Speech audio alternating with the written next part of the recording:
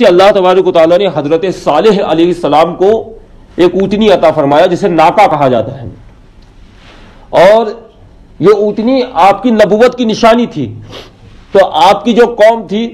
آپ کی قوم اسی کا دودھ پی پی کر سیراب ہوا کرتی تھی، اور اللہ تعالیٰ نے اس اونٹنی میں اتنی برکت عطا فرمائی تھی کہ پوری بستی، پوری قوم بھی جو ہے اس اونٹنی کا دودھ پیا کرتی تھی، تب بھی وہ دودھ جو ہے وہ ختم ہونے کا نام نہیں لیتا تھا، اتنی برکت اس کے دودھ کے اندر تھی، اور بطور نشانی اللہ تعالیٰ نے آپ کو عطا فرمائی۔ لیکن آپ کی جو قوم تھی وہ طاقت اور قوت میں اپنے آپ کو بہت بہادر سمجھا کرتے تھے، اور یقیناً وہ لوگ دنیا کی بہت بہادر قوم تھی کہ وہ پہاڑوں کو کاٹ کر اس کے اندر گھر بنایا کرتے تھے۔ مدینہ شریف سے تقریباً 400 کلومیٹر کی دوری پر ایک گاؤں پڑتا ہے جس کا نام ہے مدین الصالح۔ اس کے بارے میں بہت کم لوگ جانتے ہیں، اور جاننے کی ایک وجہ بھی ہے۔ وجہ یہ ہے کہ یہ جو شہر ہے یہ ایک پورا بہت بڑا خوبصورت شہر ہے، لیکن نہ یہ پورا کا پورا شہر جو لینا چاہتا ہے اس کو پوری طریقے سے فل اجازت ہے کہ جو پورا کا پورا شہر لینا چاہتا ہے وہ لے سکتا ہے، لیکن وہاں پر کوئی بسنا نہیں چاہتا ہے، کوئی رہنا نہیں چاہتا ہے، کیونکہ یہی وہ شہر ہے جو شہر حضرت صالح علیہ السلام کی قوم جہاں پہ رہا کرتی تھی اور جہاں پہ پہاڑوں کو کاٹ کر وہ گھر بنایا کرتی تھی۔ تو اپنے آپ کو بہت بہادر یہ قوم سمجھا کرتی تھی۔ جب انہوں نے پہاڑوں کو کاٹ کر وہاں پہ گھر بنایا، وہاں پہ یہ رہنے لگے، پھر اللہ تعالیٰ نے صالح علیہ السلام کو ان کی طرف بھیجا اور اونٹنی بھی دیا، تو وہ لوگ یہ سمجھتے تھے کہ ہم سے بہادر کوئی نہیں ہے۔ تو ایک دن انہوں نے کیا کیا کہ حضرت صالح علیہ السلام کی جو اونٹنی تھی اس اونٹنی کو انہوں نے ذبح کر دیا، اور جب ذبح کیا اللہ تعالیٰ نے حضرت صالح علیہ السلام پہ وحی بھیجی کہ صالح اپنی قوم سے جا کے کہہ دے کہ تمہارے اوپر عذاب آنے والا ہے، تمہارے اوپر عذاب آنے والا ہے۔ جب صالح علیہ السلام نے اپنی قوم سے جا کر کہا کہ اے میری قوم، اب جتنا تمہیں جینا ہے جی لو، کیونکہ ان قریب تمہارے اوپر عذاب آنے والا ہے، تو بجائے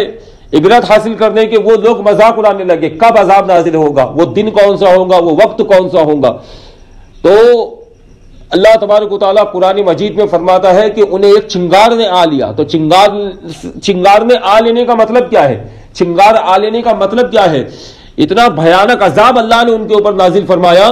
کہ یہ جو سورج کی جو کرنیں جو ہمیں ملتی ہے، یہ جو دھوپ جو ہمیں ملتی ہے، حقیقت میں دیکھا جائے تو سورج کی یہ جو دھوپ ہے، یہ جو کرنیں ہے، یہ زہریلی ہے، یہ انسان کے رہنے کے لائق نہیں ہے، لیکن اللہ تبارک و تعالیٰ نے زمین اور سورج کے بیچ میں ایک دفاعی کوچ رکھا ہے۔ تو وہ دفاعی کوچ کا فائدہ یہ ہوتا ہے کہ سورج کی جو کرنیں ہوتی ہے اس کو وہ ریفلیکٹ کرتا ہے، یعنی اس کو وہاں پر روک کر اس کے اچھے اثرات کو زمین پہ پہنچا دیتا ہے، اور فلٹر کر کے اس کے جو زہریلے اثرات ہیں اس کو وہیں پر وہ روک لیتا ہے۔ اگر ایسا نہ ہوتا تو یہ زمین انسان کے رہنے کے لائق نہیں رہتی۔ تو اللہ تعالیٰ نے ان کے اوپر عذاب ایسے نازل کیا کہ وہ جو دفاعی کوچ تھا اتنے پورے شہر کے لیے ہٹا دیا گیا، اور عالم یہ تھا کہ جو جہاں پر تھا وہ وہیں پر رہ گیا،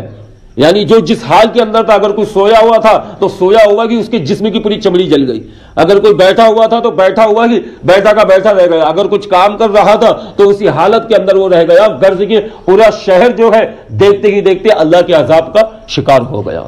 اور آج بھی حالت یہ ہے کہ اللہ کے عذاب کی جو آثار ہے آج بھی وہاں پر نظر آتے ہیں۔ مدینے سے تقریباً 400 کلومیٹر کی دوری پہ مدین الصالح ہے، اور یہ شہر اتنا بھیانک شہر ہے کہ سورج ڈوبنے کے بعد وہاں پر کسی کو رہنے تک نہیں دیا جاتا ہے، کیونکہ وہاں پر ایسے ایسے آثار آج بھی موجود ہے کہ اللہ کے عذاب کے آثار آج بھی وہاں پر دکھائی دیتے ہیں۔ اور وہاں پر خود وہاں کی حکومت نے وہاں پر بڑے بڑے بورڈ لگا رکھے ہیں کہ اگر آپ یہاں پر گھومنے آنا چاہتے ہیں تو بالکل آ سکتے ہیں، لیکن سورج جیسی ڈوبے آپ فوراً یہاں سے اس شہر سے نکل جائے۔